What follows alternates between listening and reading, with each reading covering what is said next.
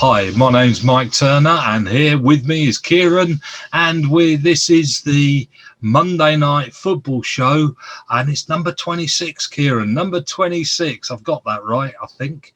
Yeah, it's 26. Amazing. And just to say, this is Sunday evening, in fact. Tottenham have yet to kick off, just to say. This is when we're recording this. So we've just had all that kerfuffle at Manchester United. I was intending to even possibly watch that. And, of course, that didn't happen. There's been a police report just come in. 2 police, I believe, are in hospital. One with a really bad emergency slashed face bottle. And all the staff ended up locked in all the offices and I was going to say cupboards, protecting themselves. Probably. Well, what can you say? I mean, hooligan, I think, is the first word that springs to mind. It's the action of a minority that have shadowed the peaceful protests that may have actually done something to influence the owners, but now the owners kind of have something to fight back with, don't they? But influence the owners with what? The fans have an influence, whether they have an influence over the players or the owners or whatever. I mean, they've had an influence over the game happening today. Manchester United owners have taken Manchester United in the last 16 years and won how many titles? And now they are sat second in the Football League with 90 teams below them. Tell me what those owners are doing wrong. I mean, what are they protesting about? I'm not knowledgeable on all of the ins and outs about how Manchester United works. However, watching and listening to Man United fans on your various YouTube fan accounts, it's evident that the club is not run well in terms of how much money the club makes in comparison to what the club actually get to use for transfers, to use for fan experience at a game or things like that. So things that the fans will actually care about, not going towards the owners' yachts in the Bahamas. Well, it certainly goes toward players because I don't think there is a team, maybe Barcelona and now Manchester City, that have spent so much money on players in the last 16 years. The owners are the ones who hire and have kept some people in the job who have had this influence over transfers and how the team is run, and yet they haven't done anything about it. You can't tell me that they couldn't see that Ed Woodward did a good job. I don't know. But then you don't know whether these owners actually know enough about football to work out that he did a bad job. What I do know is that those people that broke in to the ground, they say, well, they didn't break in, the door was open. Working on that theory, can we walk into anybody's door that's not locked and say we're not breaking in, hey, the door was open?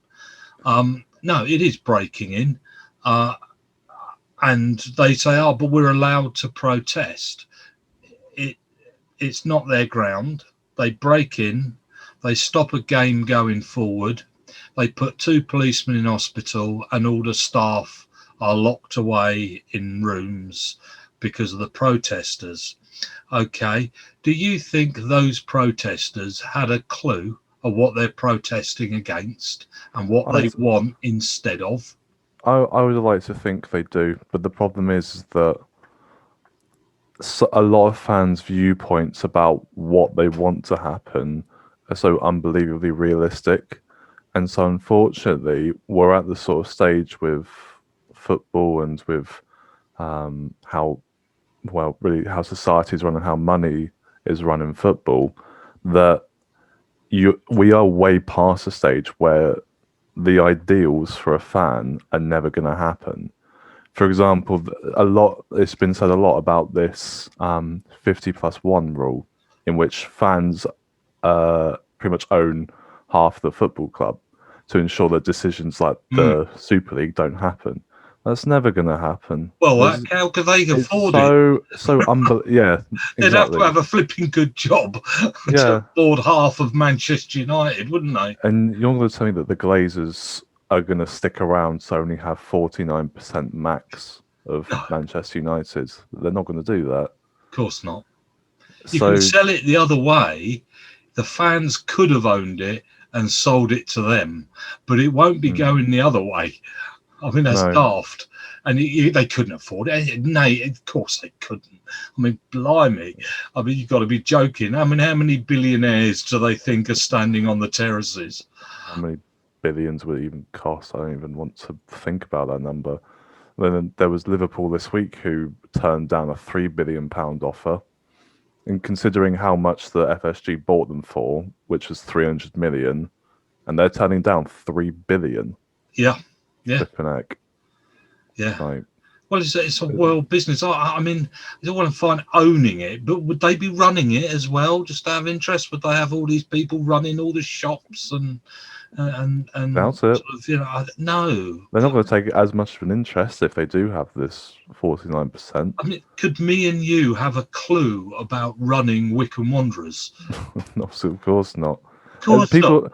People must have done, to be fair, because Wycombe was owned by the fans. They did. So there were some people who must have had a clue. However, in the bigger picture, for a club like United, who are worth goodness knows how much, it's not realistic whatsoever. No, because obviously people have got this idea from the German clubs. Yes. And the only reason it's there is because they did it right at the beginning, and so it's everything they've ever known.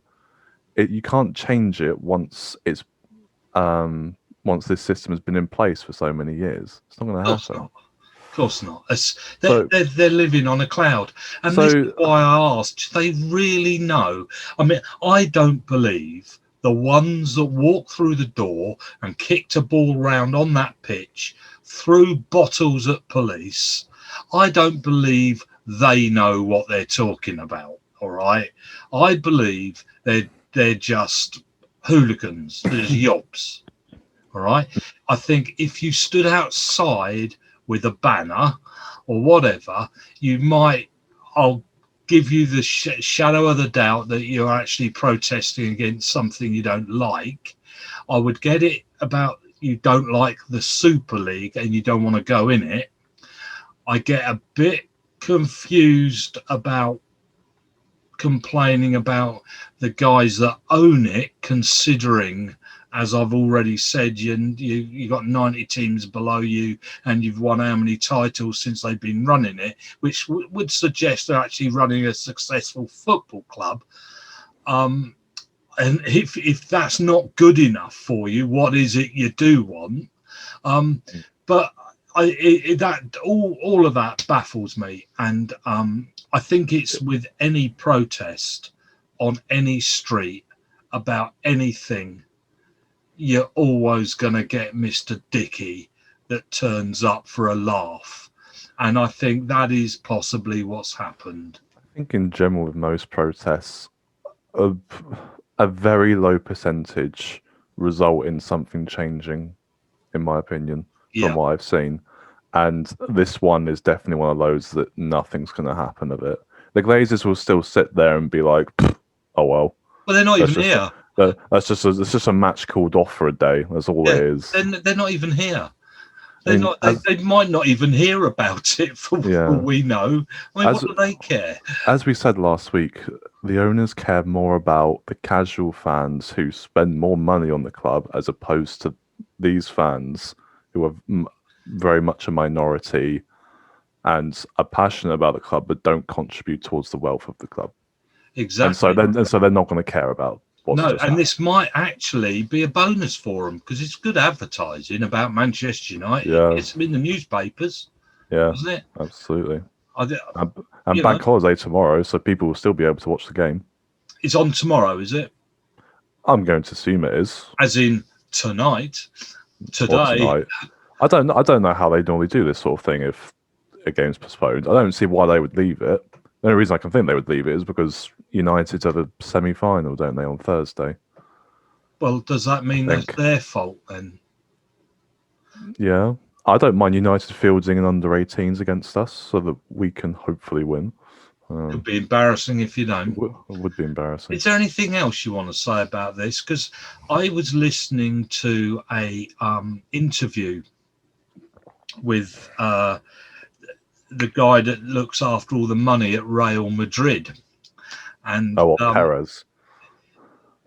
No, it's one of his businessmen. Right. There, and very interesting. It was very interesting because actually in Spain they've taken it completely differently, which is why they never pulled out of this Super League thing quite as quick. And it was simply down to it. People in Spain think it's a great idea.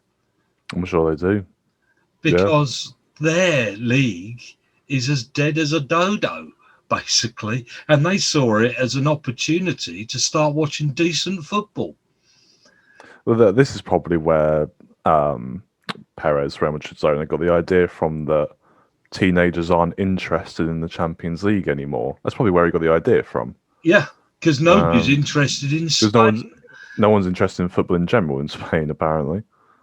But there's just nothing to watch, and and you can get that. I mean, here we are at the end of this season, and I was interested to see what was on the Quest, which shows the Championship Division 1 and 2, and it was interesting to actually see what games they show first. And Wycombe have been popping up as the first game over the last few weeks, and we were fourth yesterday with the games with Derby, Rotherham, and Sheffield Wednesday before ours, and then us, because everybody is interested. The ones that people actually are interested in is the one there's still competition for. Yeah, everything else is finished. Nobody knows who's going down, whereas everybody knows about the top. So that's dead and buried, and nobody's interested. And it has that's already happened in the Premier League. But we'll come back to that when we discuss the Premier League. But that's probably why everybody sort of fancied this idea in Spain, because there is no interest in football in Spain without competition. Which is a madness, because they won the Euros twice and the World Cup recently. Yeah, and he said something about, the guy said, have they been in the Champions League 14 years on the trot? Madrid? Yeah. Probably. I think that's what he said, something like that. Because he made some comment about you might not qualify this year or something. And because they were talking about, maybe if, do you count yourself in one of the top teams then, even if you didn't qualify this year? And he said, well, look at Tottenham. And talking of which, we'll come to Tottenham a bit later, because he thought it was hilarious that they counted as one of the top teams. No, it does. Okay. Let's got anything else to say on that subject before we move on? No. Just nothing's going to happen. Okay. What I was saying. Right. Stop here and we'll move on to the next topic.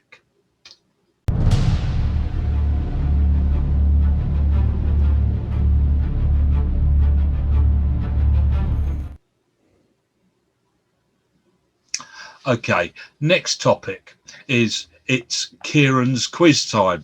Now, with no expense spared,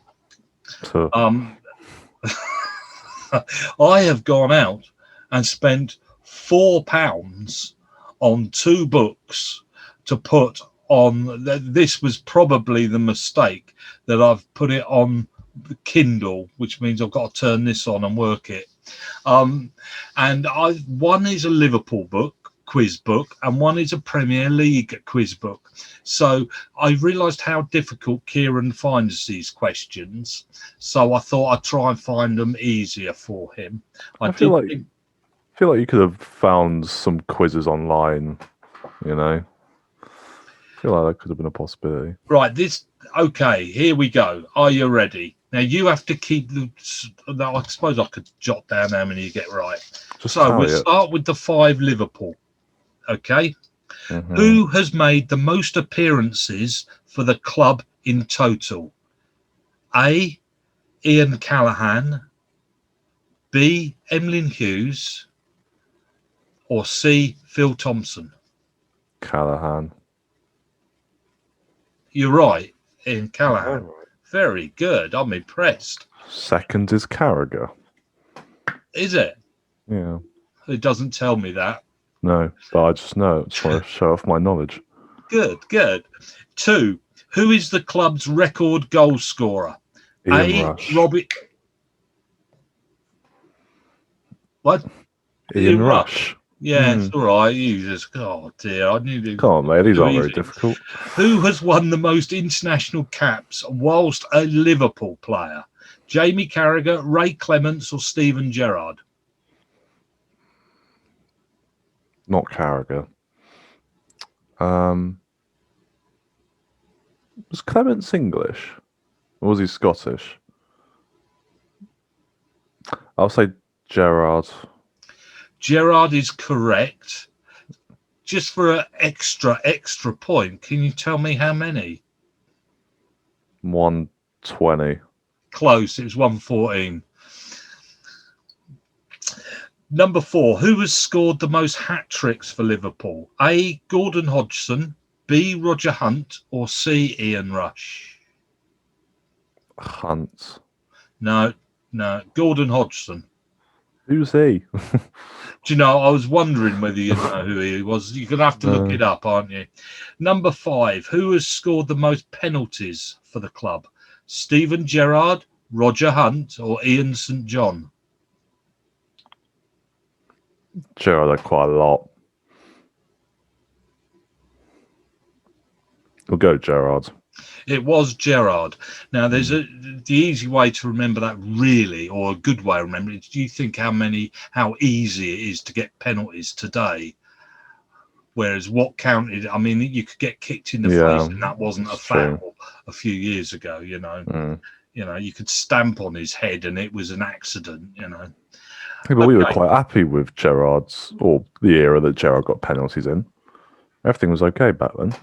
Everything was okay back then. Okay, so you've got 4 out of 5 so far. Now comes your English Premier quiz. Okay. Round 1. Okay, which player was suspended for 11 games after pushing over referee Paul Alcock in September 98? Di Canio? You're correct, Di Canio. Do I not get multiple choice on these, by the way? No. Okay.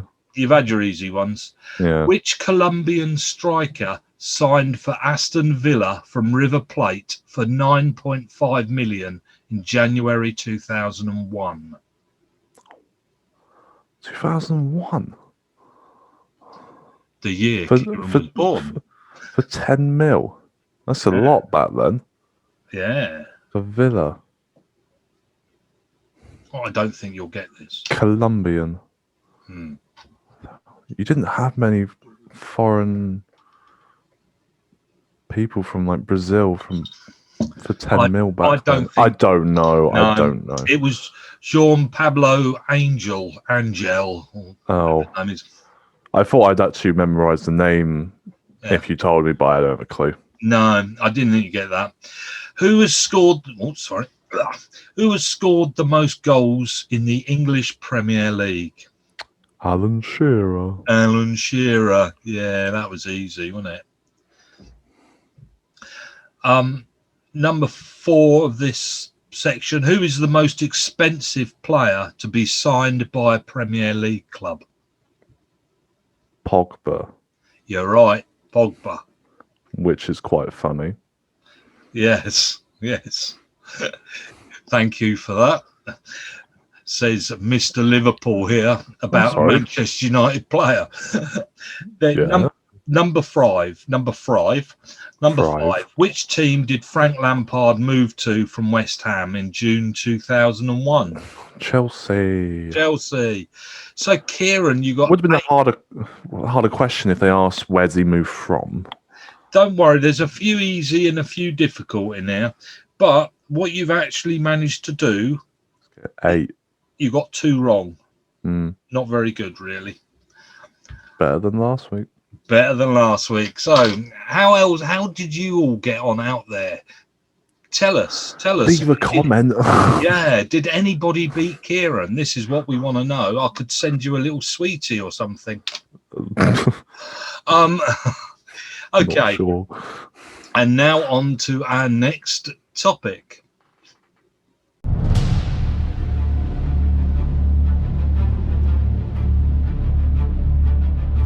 Got to be Wycombe Wanderers. It's got to be.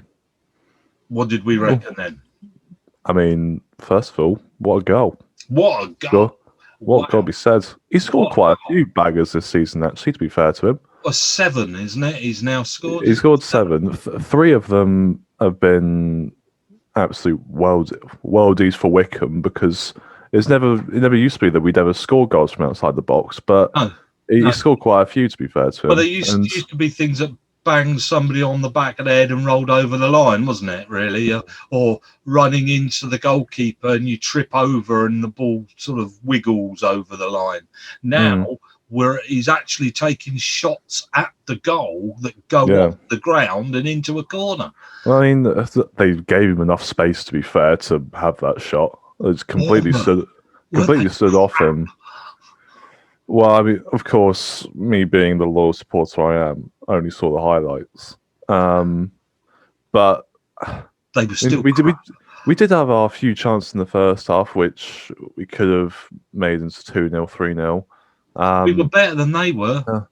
They've got a few players. They've taken a few players out, to be fair. They were saving a few.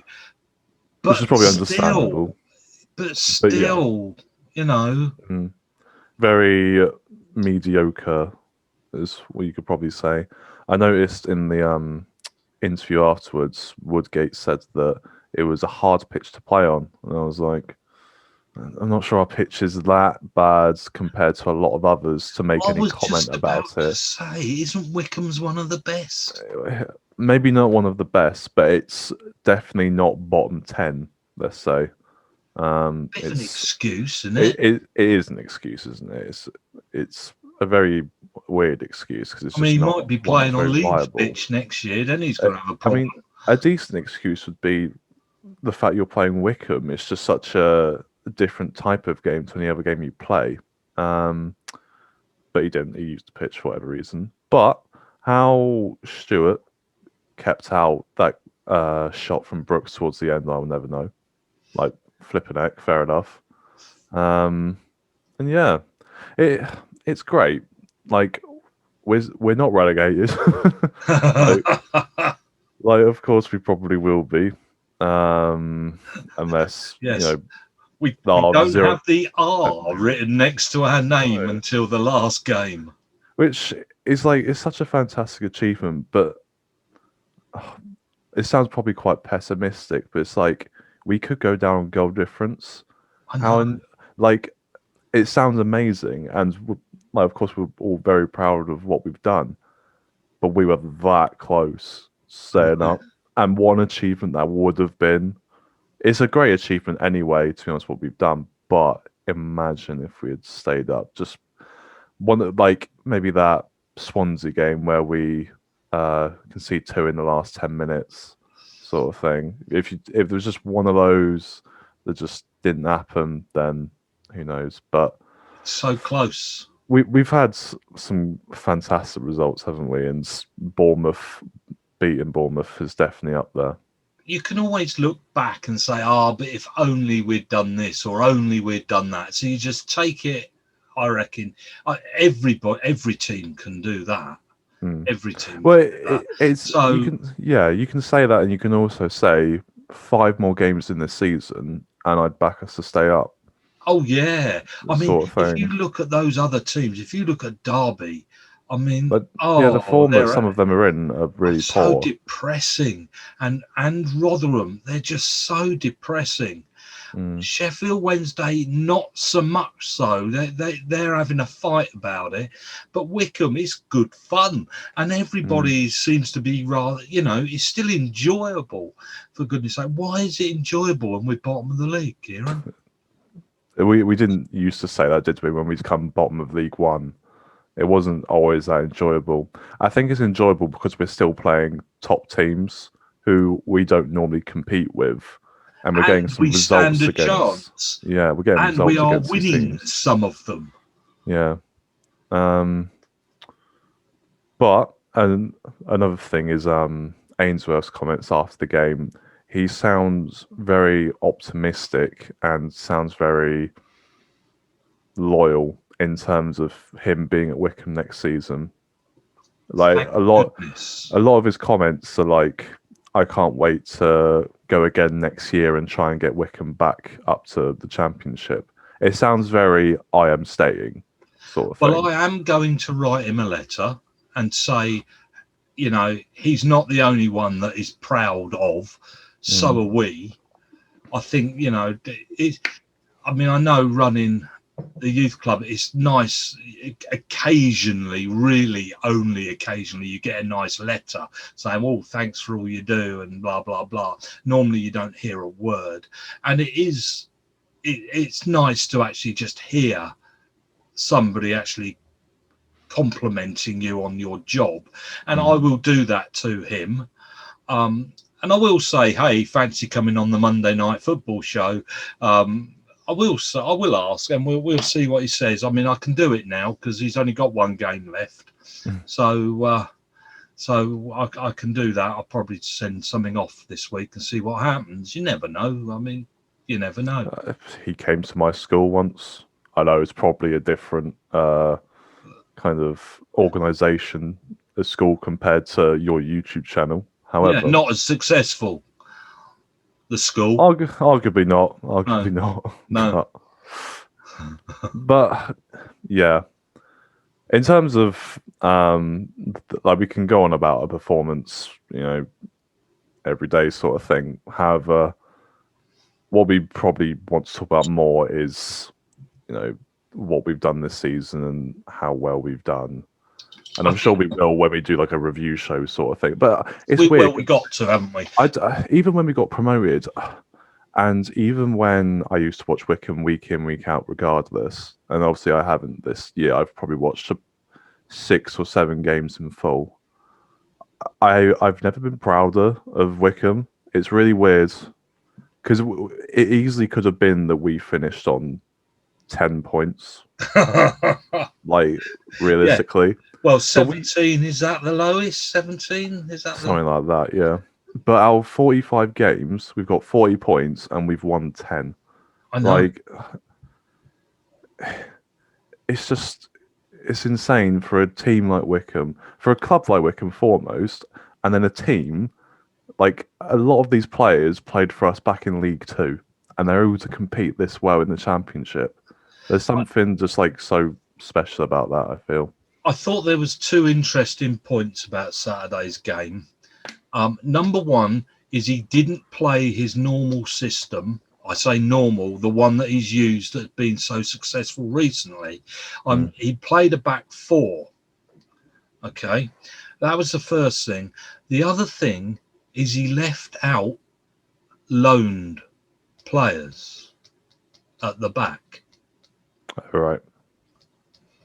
And it wasn't that they weren't fit, because they actually had to come on as substitutes, which I thought was strange. But do you mean in the back 5? Yeah, he played. Well, I mean, only Knight would normally play as a lone player in the back 5. What about Adeniran came on, didn't he? No, Or- Denham was on and had to go off. and had to go off. But what's the other guy at the back, the centre back, beginning with T that we haven't What, seen? Tafazoli? Yeah, he came on. Is he a low player? He's not a low player, is he? I thought he was. Is he not? I don't think he was. He came on for Knight when he got taken off. Did Knight get taken off as well? Yeah. I didn't know that. Yeah, their guy up front, well, that was the one I thought he should have actually got a card of some sort for dangerous play. He headed him in his face. He shut his eyes when he jumped for the ball, shut his eyes and just did a headbutt in his face. And he got a really bad mark cut down here. I mean, it was nowhere near the ball. I mean, as far as I'm concerned, isn't that dangerous play? Or doesn't that count?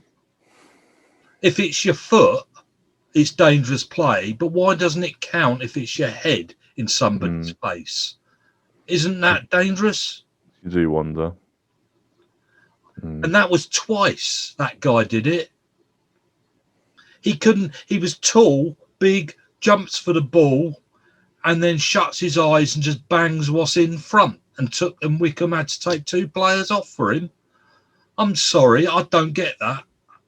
And he never got booked.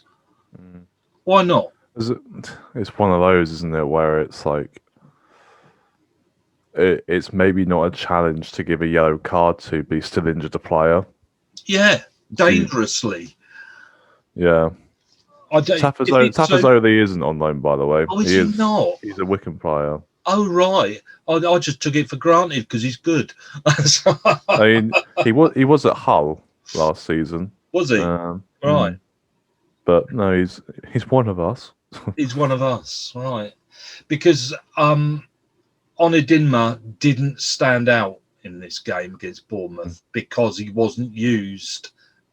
He was in midfield, and so he wasn't in the game as much. It was the right way to play, I might add, because we did look really, having got that goal as well, we looked really solid at the back. Admittedly, they were carrying them off on stretchers with the way Bournemouth played. But, you know, I couldn't believe the way Bournemouth got away without yellow cards. I mean, the first yellow card produced 89th minute against them, I might add. And there was a guy called Pierce. Struth, he's a dirty individual. And the funny thing was, on the predictions, I'd said, watch out for this guy. He's had twice as many yellow cards as any Wycombe player, and he was on the bench. He wasn't even on the pitch. So he's lucky he wasn't on the pitch. We wouldn't have had a team left. Unbelievable. Is there anything else you want to add about Wycombe while we're here? We've got Middlesbrough, by the way, on Saturday. That'd be nice to beat them, wouldn't it? There's a big, because of course Middlesbrough, everybody, was the first game I went to against Middlesbrough, Wycombe, and it's going to be the last game I don't go to. Just looking forward to the £2 that I probably lose after betting on Wycombe to win 13-0. That's all I'm going to say. How much was the return? I haven't put it on, by the way. I might do. No. Wycombe to win 7-0, because I have seen that, is only 150 to 1, which I think is quite low. It is, really, isn't it? Yeah. Didn't you go for 3-0? 3-0 would probably be about 30 to 1. Right, that's pushing it. That's probably decently realistically, to be fair. I mean, we've won one game 3-0. Have we? Rotherham. Oh, yeah, we did. Of course we did. And then we beat Preston 4-1 in the cup or something, didn't we? Yeah. Those are our 2 biggest wins. So, you know, there is a... more talking about trying to overcome the 12-goal deficit to Derby, but... Yeah. As long as they can't see it yourself. Because Derby are going to have to be smacked. That's more chance of them losing 6-0, I think, than Wycombe winning 6-0. But, you know... Yeah.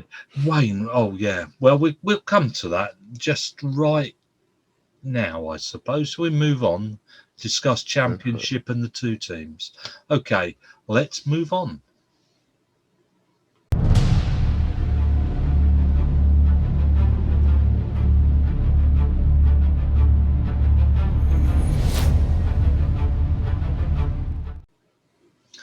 Okay, let me discuss, first of all, before we get to the teams at the bottom, the two teams going up. I've written me piece on them, and this is where I can't find it now. Professionalism. Stick with me. Sing a song, Kieran. Sing a song. You don't see Gary Lineker flicking through his notes on Match of the Day, do you? No, I think he gets paid a bit more to remember it all. Arguably, yeah. Yeah. Okay, let's deal with Watford first. Now, Watford sorted it all out. They got definitely promoted this weekend. No problem. They're done. And they're coming second for sure. Okay. And Watford, well, they changed a manager halfway through the season. And until they did that, they were pretty shocking. We have their captain, old Mr. Deeney, who I think football career could be over. Would you say his football career is over? In the Premier League, for certain. Championship? To be fair, he hasn't played that many games, has he? Only played 18 games this season, scored 7. And that was at the beginning. I'll be honest. Under the other manager. This guy took him out and hasn't played him since. Yeah, from what I've seen of him, I wouldn't particularly want him there. And I'd be interested to see how many of those goals were penalties as well. Now, I think Deeney is out and about. I think he'll be down into Division 1 at the best. He's just too slow, tubby, not fit. He causes problems in the dressing room. I remember reading this during when that other manager got the boot, was they suggested that Deeney actually rules in the dressing room and he tells the owners what to do, not the manager. And when the new manager came in, there was a big thing when he left him out of the team, and they thought there would be a riot at Watford and this manager would not be able to live it out, and that if he left Deeney out, he would be gone as well. And in fact, they then went and won, and then won again, and won the next game, and won the next game. And then Deeney we never heard nor saw of again. And I think he's finished at Watford. He's a club captain, but I think he's done. He's a fan favourite, but maybe not a manager favourite, is he? Yeah, he's an old hero. Yeah. I mean, from the interviews I've always seen of him when he's in the Prem, I always seemed a bit.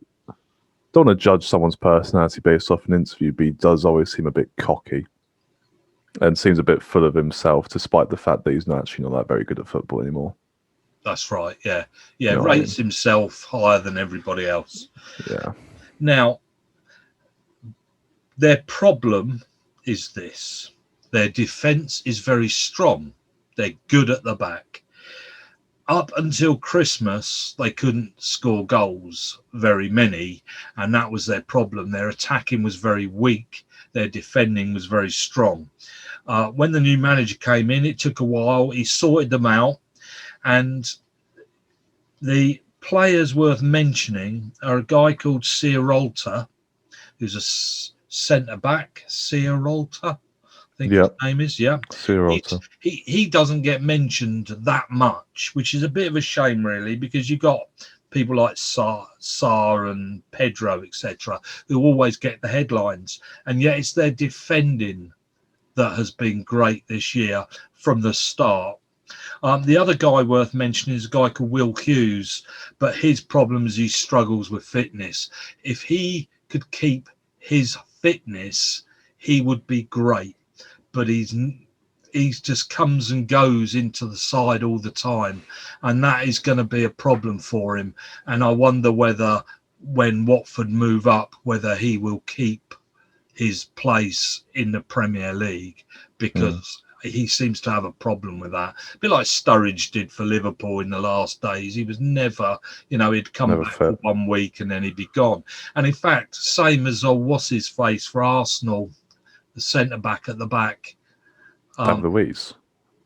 Yeah, he's off again today. He finally came back for it's been weeks since he's been out, and he came back today and off he goes with a hamstring problem. And that's the end of his season. Well, Will Hughes is a bit like that.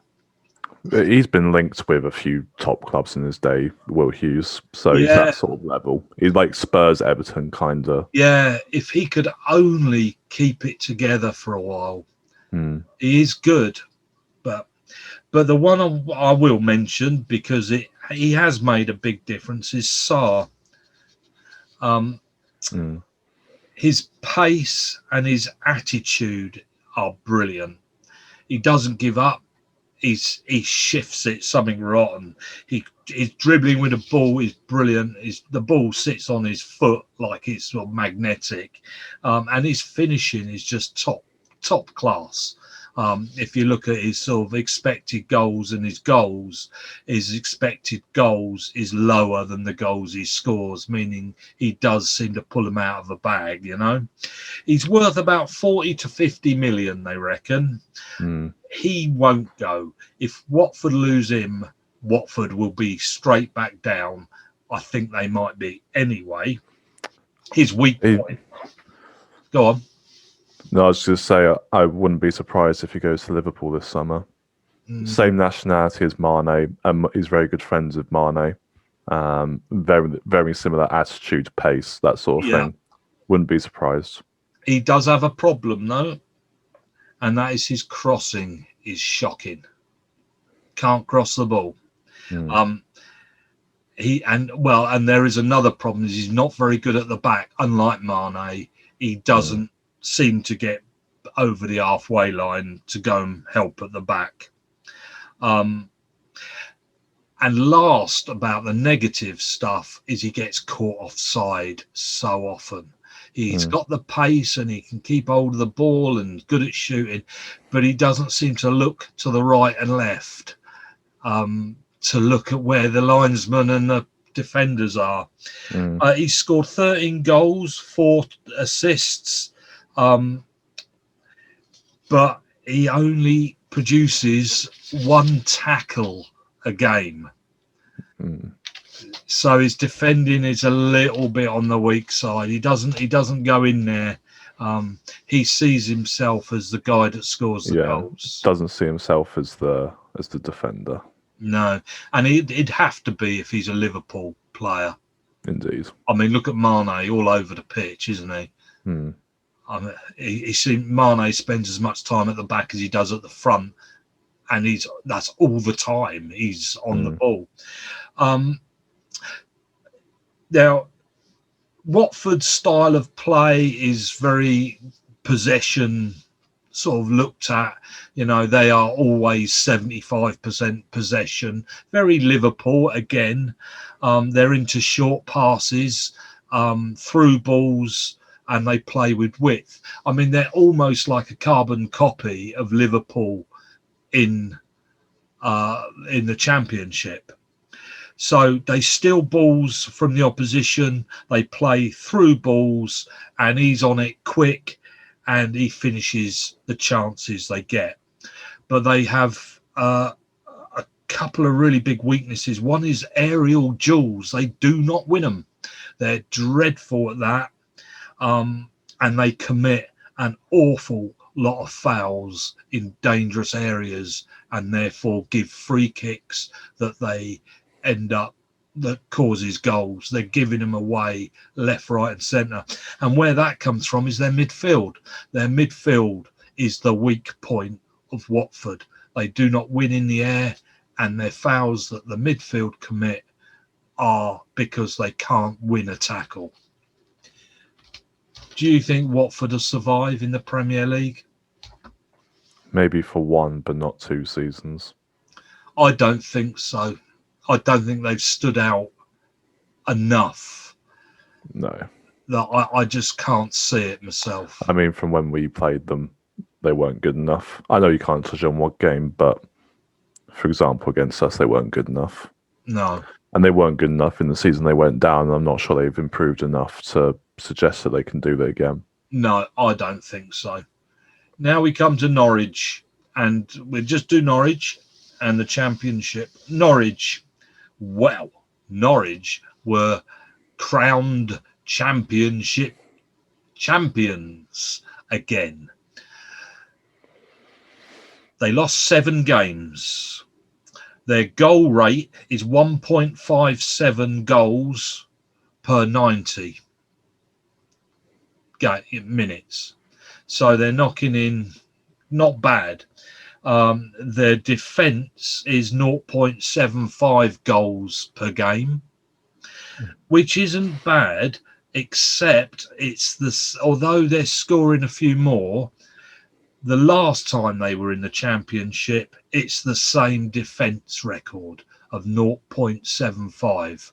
Their defence has not improved, is what that would suggest. And they were walloped in the Premier League. You have to expect that goals against number to at least double when you're in the Premier League, don't you? Yeah. I think they could be in trouble for that one reason. So where it's Watford's midfield, I think this is Norwich's defence. Because they're so good in the midfield and have been so good up front, their defence hasn't had much to do. And when they do let a goal in, well, they just go and score another one up front. And that is can't do that in the Premier League. That's not going to happen in the Premier League. The player, well, we can look at Todd Cantwell, 6 goals, 4 assists. Max Aarons, he's really tidy on the ball. He gets involved. He blocks shots like there's no tomorrow. Without Max Aarons, they would have let tons more in. If you have a look, he actually blocks more shots than the other 10 players on the pitch. He is Mr. Blocker. I mean, that's what he does. Linked to Bayern Munich here, which gives you an idea. Yeah, he's good. He's good. I'm glad the names I'm coming up with, you're sort of, saying, yeah, he's sort of... Oh, I know some of these. I imagine you'll mention Buendia as well. Well, here we go. This is him. This is their player. And I cannot believe they're going to keep him. No. They'll never keep their hands on him. I know everybody jumps up and down about Pookie and who he is, but this guy, Emi Buendia, he's the 4th highest goal scorer. No, he isn't. No, sorry, he's the 2nd highest goal scorer for Norwich. 14 goals, 15 assists. Okay. Last time in the Championship, 2 years ago, it was only 8 goals. So he's doubled his goal rate this year from 2 years ago in the Championship. That means he's improved. But this is the point. In his team of Norwich, he has put in more tackles than any other player of Norwich. He's committed the most fouls of any other player of Norwich. He's put in most crosses than any other player of Norwich, and the most successful long balls than any other player for Norwich. And he's the 2nd highest goal scorer and the highest assists than any player in Norwich. This means, I know I stuck in the most fouls. That is because I'm trying to show you he is on that pitch running that game with everything. Crossing, scoring, tackling, long balls. I mean, how is he putting in the most long balls and then getting up there to knock them in the net? He is everywhere on that football pitch. He is too good for Norwich. Where's he going to go, Kieran? Can they keep hold of him, do you think? The thing is that his name was mentioned a lot last season when he was in the Premier League, but nothing ever materialised in terms of where he was going to go. I haven't heard of anyone being strongly linked to him, so it could be a sort of situation like when Ben Rama was at Brentford, I think it was, and he went to West Ham. Yeah, Hasn't done a lot of West Ham, has to be no. said. So I think teams may wait a little bit, maybe wait till January or maybe even next summer, and then sign him up if he proves himself in the Premier League. But again, it's a bit difficult to do that if you are playing for Norwich, in which they could get battered. See, the plus for him is the way the market. Sorry, the way the market is there isn't the money around. He could be a cheap alternative to a lot of players. He's a cheap alternative. Why go and buy somebody already with that name in the Premier League when you can whip him out of a Championship team a lot cheaper? And I can't see. You see, this is where I think Norwich, it might be worth Norwich looking at that, because they've got their striker. They've got old Tom Cantwell, who's good up front. They've got their midfield. Even without him, they would have their midfield good enough, even though they're losing him, and then put the money into getting a better defence to survive. Because that's what they've got missing is the defence. It's centre-backs they miss, isn't it? Yeah. Right back and left back are decent. Centre-backs have never been their strong suit. And so that could bring in the money for them to survive in the Premier League. But to sum Norwich up, they attack through the middle. We know that. They play possession football like Watford, Shaw, short passes, blah, blah, blah. Yeah. The plus is their attacks. Their weakness is aerial duels, very weak, stopping opponents from creating chances. And that is really Norwich. And they need to survive in the Premier League, in my opinion, by selling that one player that would give them enough cash to go and get two decent centre-backs from Championship teams to survive in the Premier League. They could, alternatively, if they didn't want to, sell Cantwell, because Cantwell is also a young English cam who would probably cost a team a decent amount of money. So it's one of the two. Brandier would get the more money, I think, but Cantwell is equally probably in terms of money because he's English. So yeah. On the so that's those two teams. Right. Shall we talk about the Championship or not? We know, because we'll come to the bottom next week. Other than to say, I'll leave this in this bit. Other than to say, of course, we got the Derby Sheffield Wednesday game on Saturday, which should be quite entertaining. And also, I think Rooney needs to go, I have to say, because where a manager stands in front of a camera and tells us that it's all his players' fault, I think it shows you've got no quality as a manager. Is it? I'm assuming that's what you said then. Last week, not this week, last week, he blamed the players last week.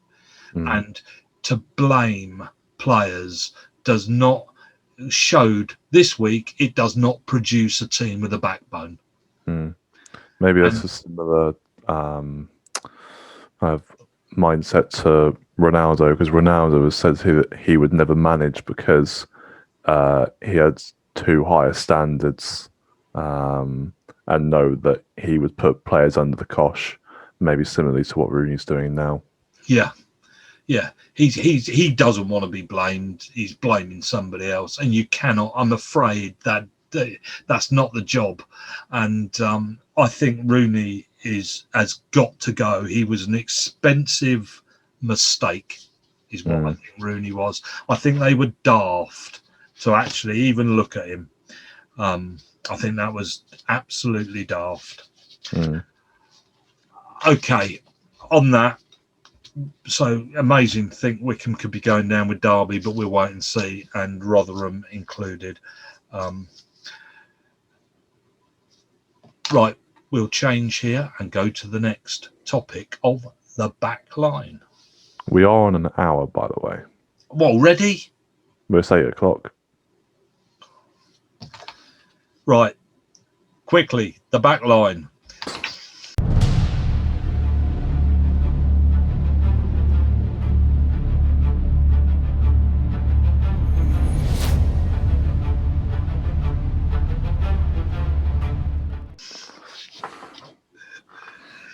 Okay, that's a shame. In that case, we'll whip through this and do a quick chit chat about Tottenham, maybe, and Newcastle. We'll see. Okay, the back line.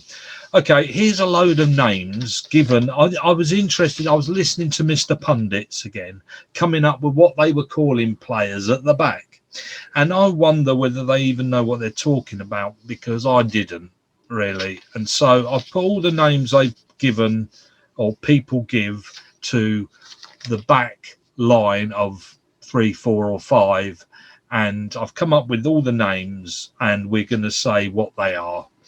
Okay, centre back, Kieran. What do you understand by the word centre back? Big boys at the back, in the middle of the back line. So is that 2 or 1, depending on? 2 or 3. 2 or 3. I'd argue. Okay, and give me 2 names that are a good partnership of 2 in the back line. Gerard Piqué and Carlos Puyol.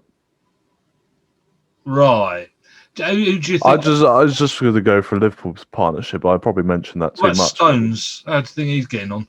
What, Stones and Diaz? Yeah, you could probably mention those, to be fair. Yeah, they work well together. Not quite sure about on their, with the different partnership. The partnership has worked. Partnership works. Whether Stones will be good for England is a different matter. Yeah. Maguire. What, is he a good centre back? Yeah. He's better than we probably make him out to be, but I still don't think he's very good.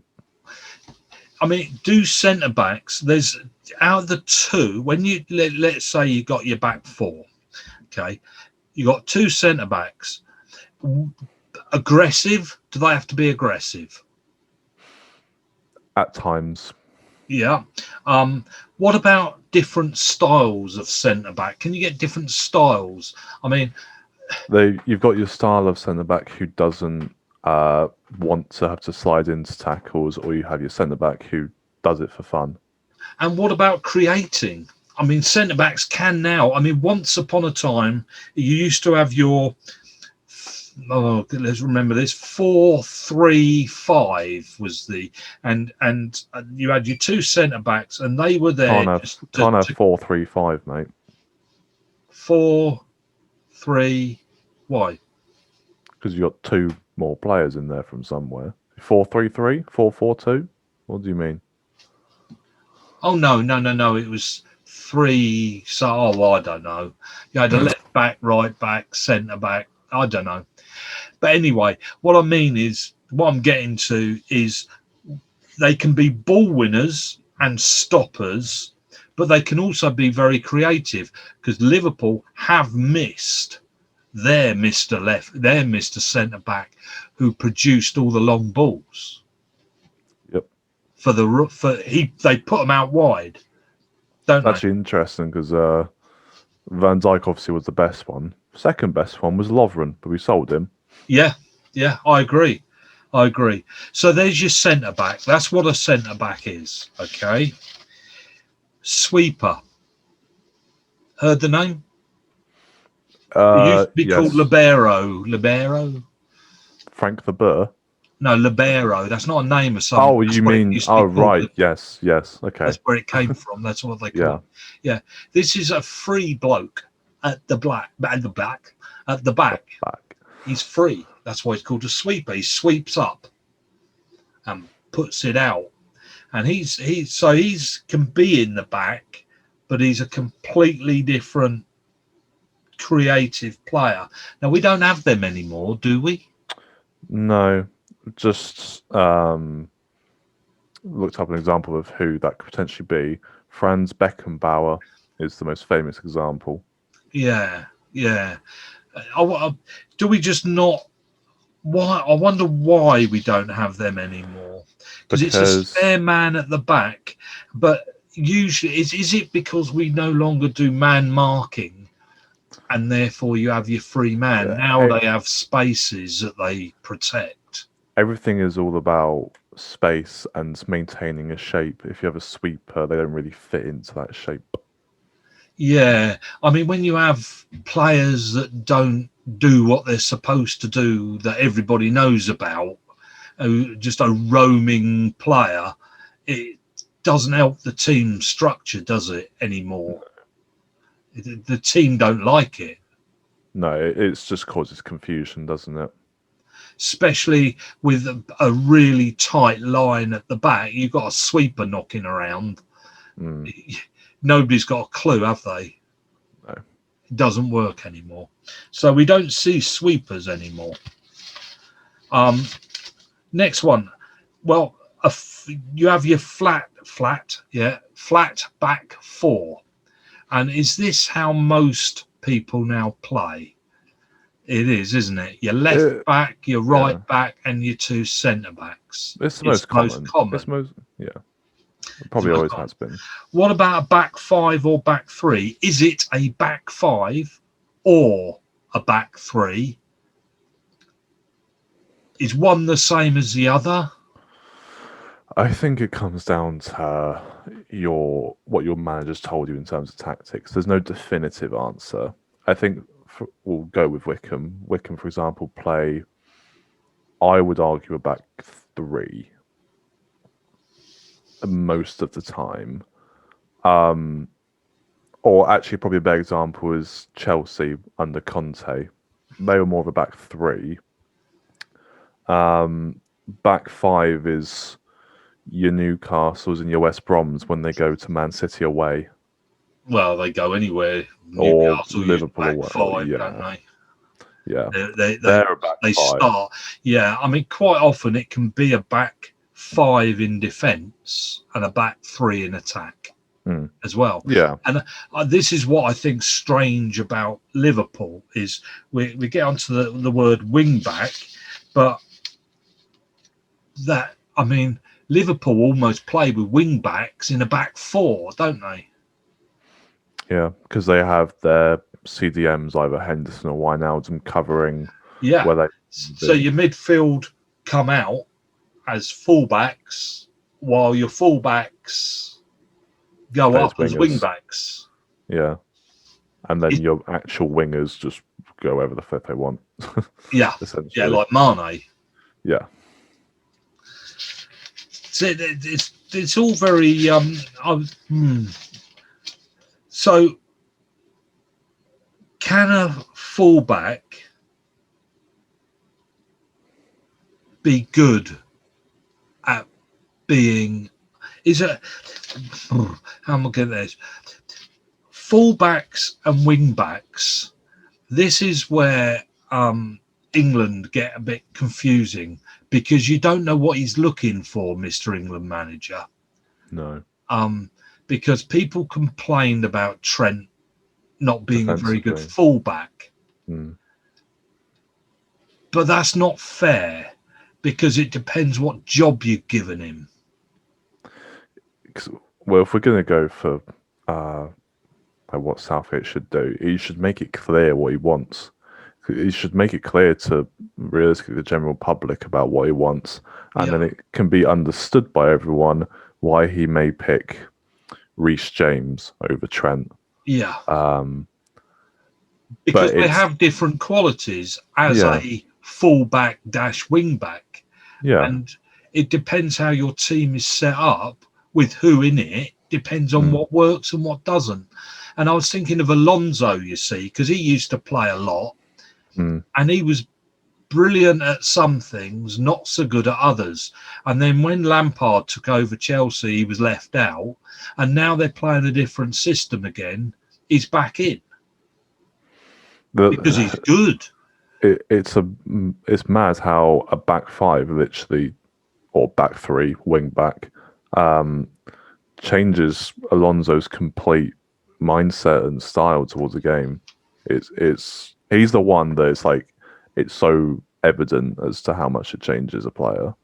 Well, I think that of Onidinma for Wycombe, you see, is that playing that back three with wing backs, he's a wing back, he's in the game all the time. Constantly, it's about him and what he creates and his defending. As soon as we went back into the back four job, his attacking actually failed. Because as a wing back, and as Trent is used as a wing back, even as a back four, it means he carries the ball from the defence up into attack. Whereas if you're in a midfield like on a Dinma, waiting for the service, it often passes you by. His skill is carrying the ball. And that's what you need as a wing back, isn't it? Good at carrying the ball. Getting from one end of the pitch to the other very quickly. Yeah. May find that Trent actually gets to play in a back five or back three a lot more for Liverpool next season, because I think we may go to 3 centre-backs. Not many teams do they? No, but it's because of the confusion, I guess, and the complications with using one. Sheffield United didn't do that many. But that Sheffield United did a Newcastle. That wasn't there to attack with. No. That was there to defend with. I suppose like a back four is just what everyone has known growing up, and so if you're losing games or not doing as well as you should have done, then you just go back to the default setting, as it were. Whereas if a back 3/5 works, then it's a great tool against other teams, so they don't know how to defend against it, or apparently find it difficult to defend against it. Okay, we'll leave that topic there. I've got a few others, but we'll soon bore everybody silly with that one.